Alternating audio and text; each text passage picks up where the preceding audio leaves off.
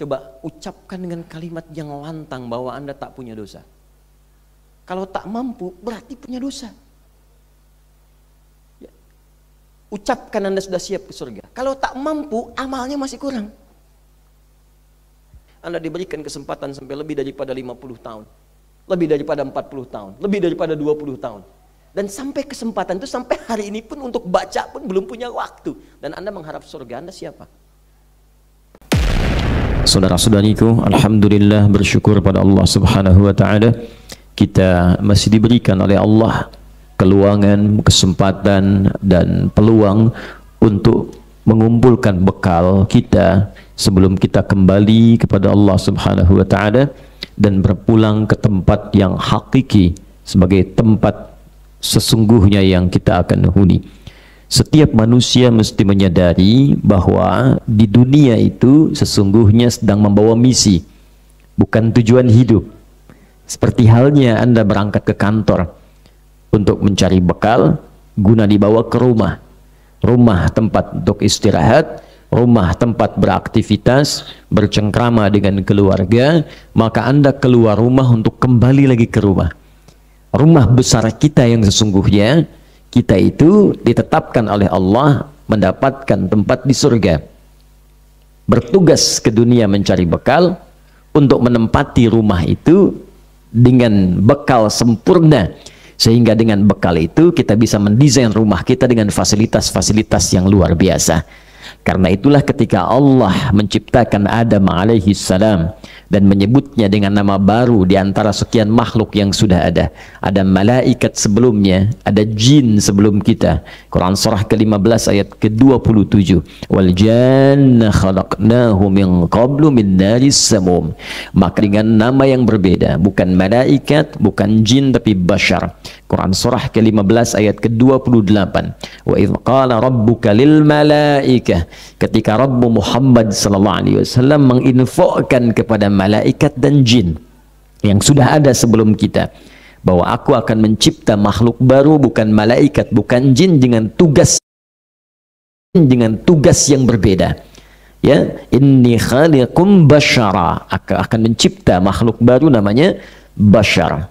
Maka diberi nama ia dengan Adam, manusia pertamanya. Quran surah kedua ayat 31. Wa 'allama Adamal asma'a kullaha. Lalu diberikan fungsinya berupa misi kehidupannya, sehingga membedakan dengan malaikat dan jin, sekaligus menunjukkan bahwa setiap ciptaan Allah itu selalu ada fungsinya. Mustahil tercipta sekecil apapun makhluk kecuali pasti ada manfaatnya. Quran surah ke-2 Al-Baqarah ayat ke-26.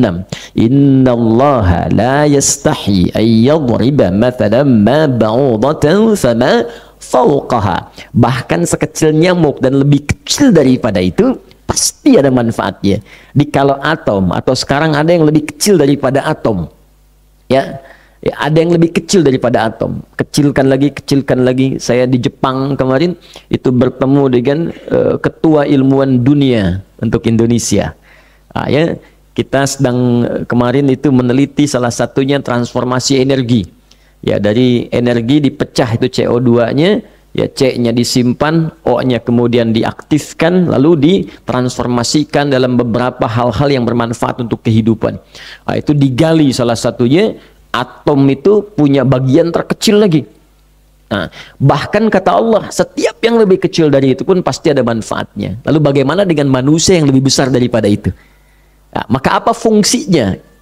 Fungsi hebat dan mulia ini, sampai untuk menjabarkan fungsi ini mesti ada makhluk baru yang nggak bisa dilakukan fungsi ini oleh malaikat, tidak bisa dikerjakan oleh jin. Mesti ada makhluk yang spesial. Maka turunlah Quran surah kedua Al-Baqarah ayat ke-30 itu untuk menjelaskan misi mulia ini. Ya, wa idh qala rabbuka lil malaikati inni ja'ilun fil ardi, bukan fis sama.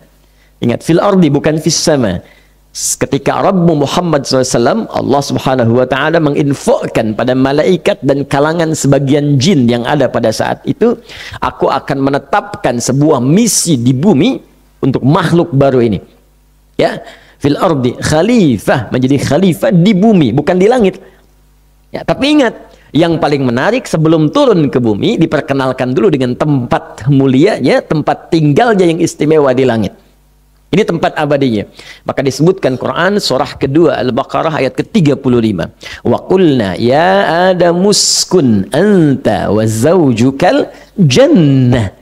Ya, maka kami firmankan. Ingat, setiap ada kami terjemahannya dari na, singkatan dari nahnu, itu menunjukkan dua makna. Ta'zimun nafsi wa ta'zimus sya'ni. Ta'zimun nafsi wa ta'zimus sya'ni. Paham? Tidak. Ta'zimun nafsi itu menunjukkan keagungan Allah Subhanahu wa taala. Jadi kalau ada satu hal yang sangat istimewa, berbeda dengan yang biasa-biasanya, ya sesuatu disebut sya'nun namanya, ta'zimus sya'ni, mengangkat sesuatu jadi istimewa. Beda dengan yang biasa. Ya, kendaraan yang tidak biasa, rumah yang tidak biasa, penampilan yang tidak biasa, masjid yang tidak biasa. Ya, ta'zimus sya'ni. Nah, ketika Allah akan mengangkat sesuatu, maka di antara yang paling dahsyat menampilkan keagungannya. Siapa yang lebih agung dari Allah Subhanahu wa taala? Karena itu dalam salat kita katakan yang paling agung Allah. Allahu akbar. Ya, al-bait kabir, walakinallaha akbar. As-sayyarah misalnya kabira, walakinallaha akbar. Ya, tidak ada yang lebih besar keagungannya dibandingkan Allah Subhanahu wa taala. Maka kalau Allah sudah bersumpah dengan dirinya dan mengagungkan dirinya, maka peristiwa yang akan diinformasikan betapa agungnya, sampai Allah harus menyampaikan peristiwa itu dengan menampilkan keagungannya. Cirinya dalam bahasa Al-Quran diungkapkan dengan satu huruf saja, nah, singkatan dari nahnu. Jadi kalau ada ayat di Al-Quran dibuka dengan inna atau na, ujungnya panjang tapi bacaannya ya dua harakat. Wa qulna inna, artinya itu spesial informasinya. Contoh padanannya begini, Al-Quran diturunkan di malam apa? Di malam Al-Qadar. Ya, kalau sudah ada lail, maka malamnya nggak muncul. Ya, malam Al-Qadar, bukan malam Lailatul Qadar. Karena Lailah itu artinya malam. Ya, jadi lail, ada Lailah. Masih ingat? Lail, semua yang terkait dengan lail itu malam. Lail, layali jamaknya. Leli, lili, lala, itu malam. Kalau lulu beda, kalau lulu mutiara. Ya, lulu mutiara, lala, lili, leli, layali, itu malam. Ibu Leli, ibu malam-malam. Ya, baik, itu Lailah kalau pakai tak di ujungnya istimewa. Ya, malam Al-Qadar. Bukankah kalimatnya dibuka dengan kalimat inna, kan? Inna anzalnahu fi Lailatul Qadar. Jadi kata Allah begini cara menerjemahkannya, sungguh demi keagunganku, aku turunkan dengan segenap keagunganku Al-Quran. Saking agungnya penurunan Al-Quran itu, malamnya pun berubah peristiwanya menjadi istimewa. Setiap yang beramal, maka diberikan pahala lebih dari 1000 bulan. Bukan 1000 bulan, lebih dari 1000 bulan. Padanan 1000 bulan kurang lebih 83 sampai 85 tahun. Jadi kalau ada orang sholat 2 rakaat saja di malam itu, nilai sholatnya kalikan 85 tahun sholat tanpa henti. Ya. Nah sekarang tempat tinggalnya Adam, bapak moyang kita, itu ditetapkan di surga. Ketika menyebutkan tempat tinggal itu menggunakan na. Jadi saking istimewanya tempat itu, saking agungnya, nggak sama dengan yang kita tempati sekarang. Kata Nabi, saking agungnya, mala ainun ra'at wala udhunun sami'at wala khatara ala qalbi bashar. Ya, nggak pernah dipandang oleh mata sebelumnya. Tidak pernah terdengar seperti itu kisah tepatnya yang akan kita rasakan. Dan terlamunkan pun nggak akan sama. Ya, kalaupun ada gambaran-gambaran termasuk disebutkan dalam Al-Quran semua keindahannya, nanti nggak sama dengan lamunan Anda. Firman Allah benar, tapi ketika Anda lamunkan nggak seperti itu. Misal di Al-Quran disebutkan nanti ada bidadari-bidadari yang cantiknya tak terlukiskan, berkilauan seperti mutiara. Tuh, yang sedang melamun ini sekarang nggak seperti itu. Jadi nggak bisa disebut fiksi atau fiktif, tidak. Ya, informasinya benar, tapi tak sama dengan yang kita pikirkan. Ibu disebutkan nanti wildanun mukhalladun bi aqwabi wa abariq wa ka'sim min ma'in. Ada pangeran-pangeran surga. Yang wajahnya gantengnya tak terlukiskan. Tak sama dengan menatap wajah suami ibu. Ya, tak sama dengan menatap saya misalnya. Siapapun beda jauh. Mala ainun ra'at, tak pernah dipandang oleh mata. Saking indahnya. Di tempat tinggal kita itu yang istimewa. Cuma fasilitasnya bergantung kepada kita mau seperti apa nanti ditempatkan di sana. Dan bagaimana cara masuknya. Ya makanya sering saya katakan begini, Anda saja kalau nggak kerja kan nggak bisa bangun rumah. Kalau nggak berusaha, nggak punya bekal. Untuk mudik pun malu kalau tak punya bekal. Jadi kalau mudik dunia saja malu kita karena tak punya bekal, maka bagaimana saat mudik ke akhirat? Makanya bangun rumah kita di akhirat dengan mencari bekal di sini. Ya diturunkanlah kemudian kita ke bumi untuk berdinas di sini, supaya hasil dinas kita berupa ibadah itu menjadi nilai pahala yang dengan itu bisa membangun tempat sempurna saat kita pulang ke surga kelak dengan izin Allah Subhanahu wa taala. Nah, cuma sayang, maaf, dari batas waktu yang Allah berikan kepada semua yang ditugaskan. Adam manusia pertama, Adam turun kemudian ke bumi karena tempatnya di bumi. Saya urutkan lagi kisahnya. Turunlah ke bumi untuk bertugas setelah dilatih oleh Allah di surga sementara. Jadi saya katakan surganya Adam alaihissalam dan istrinya Hawa, ya semoga keduanya dirahmati oleh Allah Subhanahu wa taala, itu bukan surga yang akan kita tempati nanti. Beda, ingat ya, beda. Karena surganya Adam dan Hawa, ya radhiyallahu ta'ala anhuma, rahimahullahuma wa sallaina alaihima, teman-teman sekalian, itu surga yang masih ada ujiannya. Boleh, tak boleh. If'al wa la taf'al. Awas ya. Wa qulna ya Adamu uskun anta wa zaujukal jannah wa kula minha ragadan haitsu syi'tuma. If'al. Silahkan nikmati, makan seenak-enaknya, senyaman-nyamannya. Wa la taqraba hadhihi syajarata fatakuna minadh dhalimin. Tapi jangan dekati yang ini, jangan, nggak boleh. Jadi di surga itu masih ada yang nggak bolehnya. Sedangkan surga yang akan kita tempati nanti, semua boleh. Ya sudah nggak ada perintah, sudah nggak ada larangan, tinggal kenikmatan saja. Di surga kelak nanti, udah nggak ada sholat lagi. Nah, jadi jangan punya harapan nanti kalau saya ke surga mau tahajud, nah terlampau soleh. Pokoknya tinggal nikmat aja, mata sytahian fusukum. Jadi yang paling nikmat silakan nikmati, nggak ada larangan. Bahkan yang haram-haram di dunia itu menjadi halal saat di akhirat nanti. Ya, ada beberapa bagian-bagian khamar dan seterusnya, dan desainnya beda, indah, enak. Kalau pengen, siapkan dari sekarang. Siapkan. Maka ketika tuntas pelatihannya diperkenalkan. Nanti ini yang boleh, ini yang tidak boleh. Sebagai ujian pertama, ini musuhnya. Ya, dari iblis bertransformasi jadi setan.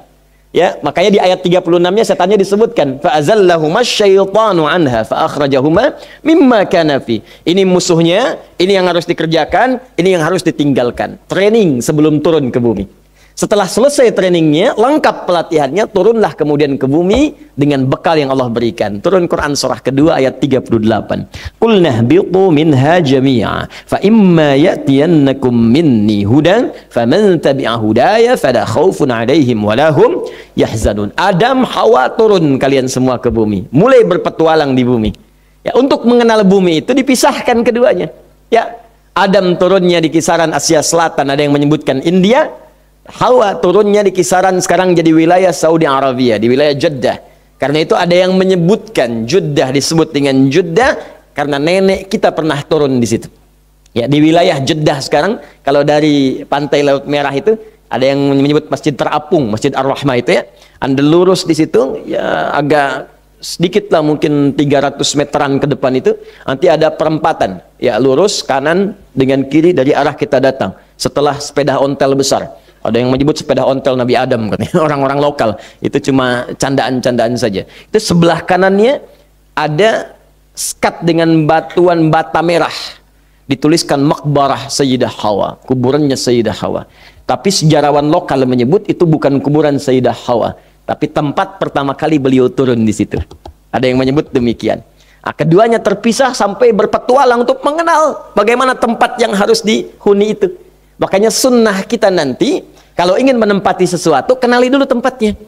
Ada apa di situ? Apakah ada peluang untuk ibadah? Anda mau pindah rumah, cek dulu masjidnya ada enggak? Tempat ta'limnya ada enggak? Enak enggak sholat 5 waktunya? Nyaman tidak tinggalnya? Apa tantangan-tantangan maksiat yang hadir di sekitarannya? Bagaimana keadaan orang-orangnya? Itu sunnah. Makanya orang tua kita pertama kali saat diturunkan, selain karena hikmah-hikmah yang lain dengan kisah berbeda, salah satunya untuk mengenal wilayah. Adam turun di Asia Selatan, dan yang menyebutkan India, istrinya turun di Jeddah, berpetualang berjalan sampailah bertemu di satu titik, dari kejauhan terlihat ya saling mengenali. Wah, itu kayaknya saya kenal tuh. Kayaknya juga saya nggak asing gitu kan. Nah, memang pasti mengenal karena kan cuma 2 orang satu di bumi. Nggak ada yang lain kan, turun gitu. Dalam bahasa Arab mengetahui disebut arafah. Kalau banyak yang diketahui sifatnya arafah, pakai ta. Kalau lebih banyak lagi jamakkan Arafat. Arafat, maka wilayahnya sampai sekarang disebut dengan Arafah. Padang Arafah. Ada riwayat lagi menyebutkan itu terkait dengan Nabi Ibrahim alaihissalam ketika diajarkan manasik oleh malaikat Jibril, lalu mengatakan Araftul an, saya tahu sekarang, maka disebut dengan Arafah. Maka memuncak kerinduannya, naiklah ke atas bukit kemudian. Ya, di bukit itu bertemu keduanya, bertobat kepada Allah, sehingga diabadikan di Quran surah ke-7 ayat 23 itu dengan kalimat Rabbana zalamna anfusana wa illam taghfir wa tarhamna lanakunanna minal khasir. Membuncah kerinduannya, kemudian bersatu di situ sebagai keluarga. Sesuatu kerinduan yang terpancarkan dengan kuat dan kasih sayang yang tanpa batas, itu disebut dengan rahmah namanya. Sifat Allah pemberi sayang tanpa batas disebut dengan rahim. Maka sampai sekarang tempatnya disebut dengan Jabal Rahmah. Maka berkeluarga di situ sampai turun keturunan-keturunan, menyebar ke seantara bumi yang telah dijelajahi tadi. Maka disebutlah keturunannya dengan Bani Adam. 7 kali disebutkan dalam Al-Quran. Ya Bani Adam, Quran surah 7 ayat 31, khudhu zinatakum inda kulli masjid. Menyebar setiap anak cucu Adam, maka disebut dengan manusia. Nas 241 kali disebutkan dalam Al-Quran. Quran surah ke-49 ayat 13. Ya ayyuhan nasu inna khalaqnakum min dzakarin wa untha wa ja'alnakum syu'uban wa qabaila lita'arafu inna akramakum indallahi atqakum. Maka anak cucu Adam manusia itu menyebar, kata Allah. Ada laki-laki, ada perempuan. Jadi cuma 2 jenis anak cucu Adam. Ya. Jadi kalau ada anak cucu Adam manusia itu cuma 2. Kalau bukan laki-laki apa? Perempuan. Jadi kalau ada yang bukan laki-laki, bukan perempuan, patut ditanya itu. Dan kita doakan supaya kembali pada fitrah yang sesungguhnya, bagian dari anak cucu Adam. Menyebar mereka. Syu'aba wa qabail, bisa beda tempat, beda daerah, bahkan satu tempat pun kabilahnya, sukunya bisa tidak sama. Marganya bisa beda. Ya, marganya bisa beda, tidak sama. Maka dari penyebaran-penyebaran ini beraktivitas, kuncinya satu. Semuanya kata Allah, setiap personalnya. Nas menunjuk pada semua. Setiap personal berubah jadi ins. Disebutkan 18 kali dalam Al-Quran bersanding dengan jin. Walaupun menyebar dimanapun, setiap personalnya tetap punya misi yang harus dibawa untuk ibadah. Maka turunlah Quran surah 51 ayat 56 untuk menegaskan kembali. Wa ma khalaqtul jinna wal insa illa. Maka setiap kita mesti ibadah. Wujudnya amal saleh. Berbuat yang baik-baik. Ada perbuatan baik terkait dengan Allah, maka menjadi ritual. Salat, soleh, tak salat, tidak soleh. Puasa, soleh, tak puasa, tidak soleh. Baca Al-Quran, soleh, tak baca Al-Quran, tidak soleh. Ada terkait kita hubungan dengan manusia, lingkungan sosial, hablu minan nas. Jujur, soleh, dusta, salah. Awas, tawadhu, saleh, sombong, salah. Maka itu keseluruhan disebut dengan amal saleh. Maka manusia setiap personal tadi diminta menyusun kurikulum kehidupannya di bumi. Bikin aktivitas. Dari bangun tidur sampai dengan tidur kembali. Saat beraktivitas namanya berubah lagi. Dari ins menjadi insan. Insan. Disebutkan 65 kali dalam Al-Quran. Manusia yang tidak punya kurikulum dari bangun tidur sampai tidur untuk beramal saleh. Bagaimana caranya bangunnya saleh, ke kamar mandi saleh, berangkat kerja saleh, makan saleh, berpakaian saleh, supaya punya nilai. Orang yang tidak merencanakan perbuatan menjadi saleh, maka rugi dia. Setiap waktunya rugi. Setiap waktu yang diberikan pada kita untuk dikerjakan dalam bahasa Arab disebut asrun namanya. Waktu nama umumnya. Ketika menjadi momentum untuk beraktivitas jadi asrun, maka turunlah Quran surah 103 untuk menggabungkan kalimat asrun, amal soleh dan insan. Wal asr, demi waktu yang aku berikan pada manusia untuk beraktivitas. Innal insana. Perhatikan pada keindahan bahasa Al-Quran. Kalau bukan Allah yang berfirman, mustahil diksinya sempurna.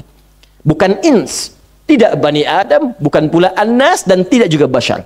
Kata Allah, wal 'asr, innal insana, sungguh setiap manusia yang beraktivitas memanfaatkan waktu itu lafi khusr, ada yang berpeluang rugi.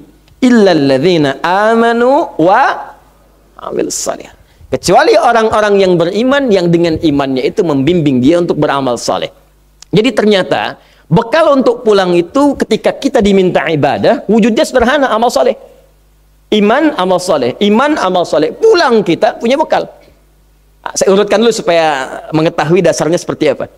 Karena itu ketika Allah menyebutkan orang yang akan pulang ke akhirat mendapatkan surga dan diberikan kabar gembira, maka dibuka dengan kalimat iman dan amal saleh.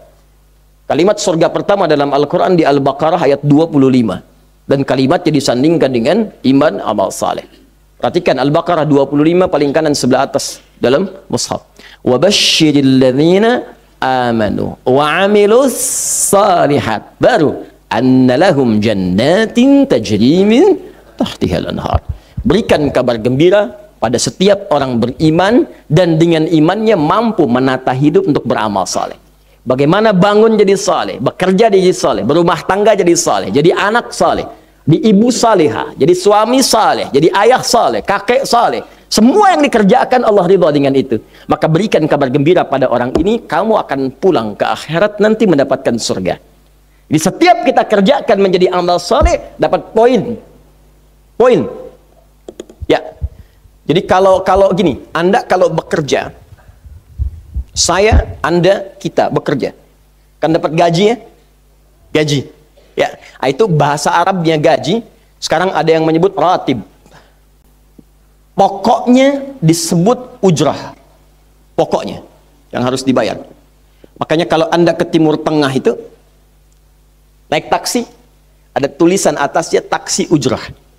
Ya, bukan punya si ujrah. Nanti kalau ke Mekah naik taksinya punya si ujrah, si ujrah punya banyak taksi. Ya, bukan. Itu taksi bayar. Bukan gratis, bukan free. Jadi begitu Anda keluar menggunakan jasanya, bayar, berikan pokok dari jasa yang telah dia kerjakan. Perhatikan baik-baik. Teman-teman sekalian, ketika Anda bekerja dalam urusan dunia, Anda mendapatkan ujrah. Nih bayar. 10 dinar, 10.000 rupiah, sekian, sekian, sekian. Ketika Anda kerjakan untuk misi akhirat supaya bekal untuk pulang, bukankah 10 juta ditabung, tabung, bikin rumah kan? Beli pakaian yang elok, beli kendaraan. Sama persis Anda sholat itu diberikan juga bayarannya. Diberikan juga pokok pemberiannya. Anda puasa diberikan pokoknya. Baca Al-Quran dikasih bayarannya. Namanya pahala. Dalam bahasa Al-Quran disebut ajrun namanya. Dunia ujrah, akhirat ajrun. Lahum ajrun ghairu mamnun. Ajrun. Berapa ukurannya? Minimal 10. Turun Quran surah ke-6 ayat 160. Ya, kita keluarkan supaya terukur. Ya. Setiap pekerjaan dunia menjadi nilai akhirat punya poin.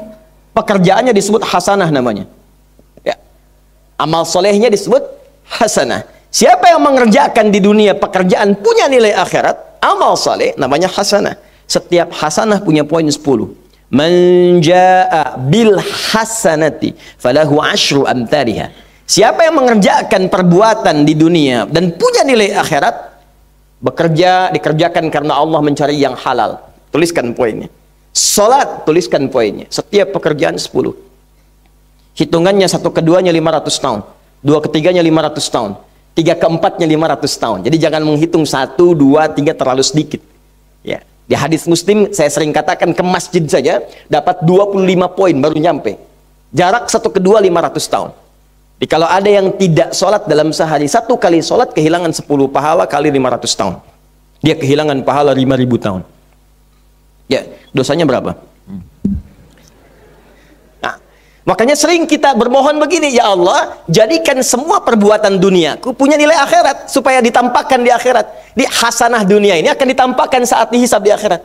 Makanya sering kita katakan, ya Al-Baqarah ayat 201, wa minhum may yaqulu rabbana atina fid dunya. Ya Allah, jadikan semua kegiatan duniaku hasanah. Namaku sudah hasanah ya Allah. Perbuatanku belum tentu.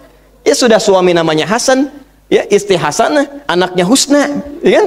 Yang laki-laki Husain, tuh. Semua kumpul, tapi kalau pekerjaannya tidak demikian menjadi amal soleh, nggak terkumpul ini. Ya, dan akhirat pun nampakkan lagi hasanahnya. Maka diteruskan ayatnya, wa fil akhirati hasanah. Makanya saat di akhirat itu ditampakkan, faman ya'mal mithqala dzarratin khairan yarah. Ya, makanya kalau mau mithqal, yang khairan yarah. Jangan yang syarran yarah. Ya, pada yang baik-baik, miskol tahajud, miskol untuk baca Quran, ya, miskol untuk bisa tilawah, miskol untuk mengingatkan puasa sunnah, itu khairan yarah. Ya, miskol pada yang tidak bagus, tinggalkan, itu syarran yarah. Ini balik sini. Maka dapat kita nilai ini, kembali kepada Allah, kumpulkan semua ini. Tinggal nanti, tergantung Anda mau punya rumah di yang mana daerahnya. Komplek yang elit, di Indonesia, di sini Jakarta ada Pondok Indah. Ada beberapa tempat-tempat yang lainnya, elit kalangannya, Menteng, dan seterusnya. Maka di surga pun ada komplek yang elit-elit. Ada Firdaus, ada surga Aden, ada macam-macam. Tinggal Anda cari bekal yang serius, turunkan kemudian ke bumi. Cuman sayang, dari sekian waktu yang Allah berikan disebut dengan ajal, menjadi batasan kita untuk beramal. Setiap kita dibatasi oleh waktu. Seperti Anda pun bekerja dunia, bukankah ada waktunya? Waktu produktif untuk bekerja, setelah itu ada masa pensiunnya. Dalam bahasa Arab, sesuatu yang kita kerjakan dengan batas dan setelah hilang batasnya, selesai aktivitasnya, disebut dengan ajal namanya. Maka Allah membuat ketentuan, kita pun tidak abadi di bumi. Setiap kita punya batas waktu. Kalau selesai dinas kita dan pulang kita untuk mempertanggungjawabkan semua yang kita kerjakan di sini. Maka turun Quran surah ke-7 ayat 30 berapa? 4 untuk menggambarkan ini. Walikulli ummatin ajal fa idza jaa ajaluhum la yastakhiruna sa'ata wa la yastaqdimun. Setiap umat seluruhnya tanpa kecuali itu pasti punya batas waktu untuk beraktivitas dan selesai pulang.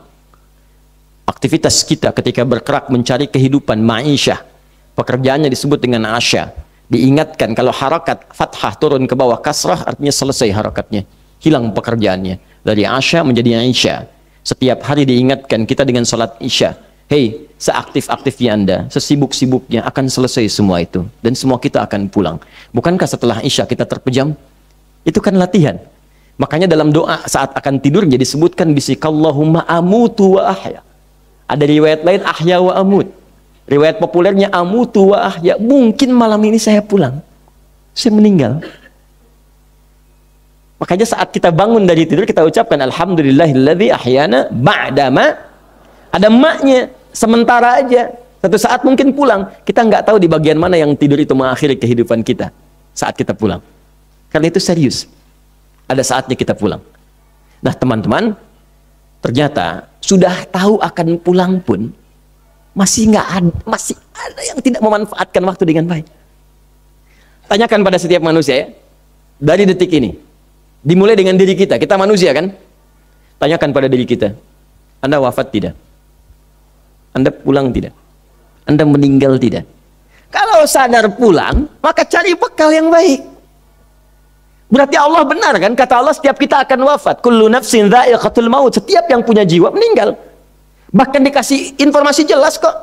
Ya, yang bawa maut disebutkan namanya malakul maut. Quran surah 32 ayat ke-11. Qul yatawaffakum malakul mautil ladzi wukila bikum. Disebutkan. Bayangkan ya, kurang jelas apa lagi? Disebutkan punya waktu namanya ajal, akan wafat disebutkan. Yang bawa wafat kematiannya disebutkan malaikatnya. Cara wafatnya disebutkan. Quran surah 89 ayat 27 sampai 30. Ya ayyatuhan nafsul mutmainnah, itu yang tenang, yang dahsyat dipukulin malaikat juga ada. Ya, Quran surah 8 ayat 50 itu ada sambil dipukulin malaikat. Ya. Maaf teman-teman sekalian, ini sudah jelas semuanya. Jadi aneh manusia itu. Sudah tahu akan meninggal, tahu ada kenikmatan, ada siksaan, tahu ada surga, ada neraka, tahu ada kenikmatan kubur, ada siksa kubur. Kenapa masih main-main juga? Kenapa nggak dimanfaatkan? Dan dia tahu ada yang menyolatkan, ada yang disolatkan. Apa nggak sempat terfikir ketika Anda wafat siapa yang menyolatkan? Hah? Bukankah yang paling indah yang menyolatkan orang yang selama ini kita rawat? Anak yang pernah dikandung, diberikan ASI, dirawat-rawat. Anda menyiapkan apa gitu? Kita menyiapkan apa? Sayang-sayang investasi keluar banyak ketika wafat gak bisa berlaku apapun. Bahkan ada yang sebelum wafat pun sudah dibuang dari keluarganya. Waliyadzubillah. Nah, sekarang dari sekian kegiatan aktivitas kita, berapa yang sudah punya nilai di mata Allah menjadi amal saleh? Sekarang kita ukur. Ya, sekarang kita ukur. Pelan-pelan sebentar ya. Ini rata-rata usia berapa tahun? Oh, baik. 40 tahun ke atas ya. Ya. Walaupun atasnya mungkin agak banyak, atas gitu ya, bagian. Nggak apa-apa. Ini saya sering sampaikan. Ini kita kasih batas standar di Al-Quran aja lah. 40 tahun misalnya. Ya, standar keseriusan beraktivitas. Ya, lihat sini. Konon dalam sebuah penelitian sederhana, manusia itu kalau dihitung-hitung aktivitasnya setengah dari usianya, itu umumnya walau tidak semuanya teralokasikan untuk tidur. Beristirahat, tidur. Dari mulai lahir, bayi kecil, tidur, dewasa beraktivitas, tidur siang, tidur malam, tidur macam-macam, tidur kecapean, tidur ngantuk, tidur lelah, tidur segala rupa, tidur. Setengah dari usia. Jadi kalau 40 tahun, tidurnya berapa tahun? 20 tahun. Baik. Sisanya beraktivitas, ya. Nah, itu berapa tahun? 20 tahun. Jadi di sini kalau kita hitung, ya kalau beriman, alhamdulillah kita sholatnya, puasanya, baca Qur'annya, tapi juga kerjanya, tertawanya, candanya, macam-macamnya, 20 tahun. Dari 20 tahun ini, berapa yang jadi aktivitas ibadah? Yang jadi ibadah berapa? Ya, jangan terlalu pesimis, ya ambil 10 tahun misalnya. 10 tahun ibadah. Jadi di sini adalah sholatnya, baca Qur'annya, puasanya, dan sebagainya, sedekahnya, infaknya. Apakah semua ibadah itu langsung diterima? Belum tentu. Syaratnya ikhlas. Wa ma umiru illa liya'budullaha mukhlishina lahuddin. Quran surah 98 ayat 5. Pertanyaannya, dari ibadah yang kurang lebih 10 tahun ini, berapa tahun yang ikhlas? Ya ambillah tengah-tengahnya 5 misalnya kan. 5 tahun. Ini yang ikhlas, insya Allah. Yang ikhlas kurang lebih 5 tahun. Jadi usia 40 tahun ini, yang produktif amalan yang kurang lebih harapan kita diterima oleh Allah, insya Allah 5 tahun. Dosanya berapa tahun? Dan masih bisa tertawa. Dan masih mengharap surga. Masih ingin ke surga Firdaus. Masih ingin mendapatkan segala hal yang istimewa. Sementara kita sadar, gini caranya begini. Coba ucapkan dengan kalimat yang lantang bahwa Anda tak punya dosa. Kalau tak mampu, berarti punya dosa. Ya. Ucapkan Anda sudah siap ke surga. Kalau tak mampu, amalnya masih kurang. Jadi kalau sudah merasa amal masih kurang, dosa banyak, terus masih main-main juga. Sudah tahu usia sudah di atas ini, ada yang 50, 60 tahu, waktunya sedikit. Yang kemarin-kemarin banyak yang sia-sia. Jadi kalau yang kemarin-kemarin kurang, masa sisanya masih dikurangi juga? Anda 40 tahun, 50 tahun, 60 tahun, sekarang anak 4, 5 tahun, bahkan matanya buta, ada laki-laki, ada perempuan, sudah jadi penghafal Quran. 5 tahun hafal Quran. Belum baligh. Dan berharap punya bekal di hadapan Allah. Kemarin sahabat saya, Syekh Ali Jabir, ya, datang ke Bekasi. Cerita tentang Kaila, anak 5 tahun, mata buta. Murajaah hafalan Quran sehari 5 sampai 7 juz. Dikatakan oleh beliau, Kaila, apa nggak capek terlalu banyak? Kamu kan punya uzur di hadapan Allah. Allah maha memahami keadaan kamu. Apa nggak lelah? Saya malu justru kepada Allah kalau kurang daripada itu. Anak 5 tahun mengulang hafalan Quran setiap hari 5 sampai 7 juz, dan malu kalau kurang di bawah itu sebagai bekal untuk menghadap Allah. Anda diberikan kesempatan sampai lebih daripada 50 tahun, lebih daripada 40 tahun, lebih daripada 20 tahun. Dan sampai kesempatan itu, sampai hari ini pun untuk baca pun belum punya waktu. Dan Anda mengharap surga, Anda siapa?